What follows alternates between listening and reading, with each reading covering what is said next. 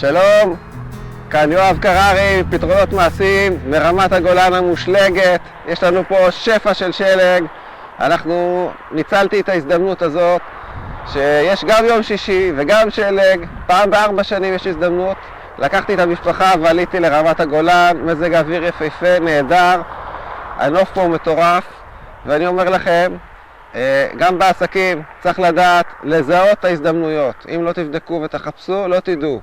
בכל מקום, בכל שוק יש הזדמנות. תחפשו את ההזדמנויות שלכם ונצלו אותם, כי כשזה מצליח זה גדול. תראו את הנוף.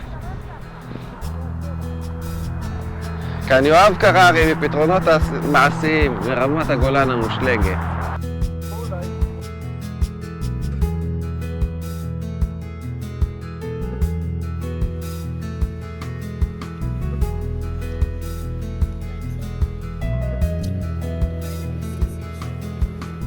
אני מצלם ילדים.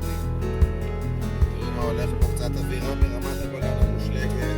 עושים פה על הכביש. כל עם ישראל עומד בצד. איפה שהוא יכול. אנשים שמים על המכוניות שלהם שלג, מורידים את זה למטה. עמק החולה. זה רק בישראל שלי.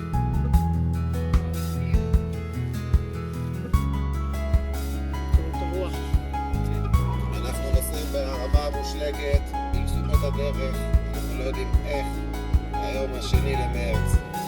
איזה יופי, תראו, בצדדים, שלג בגובה כמעט מטר.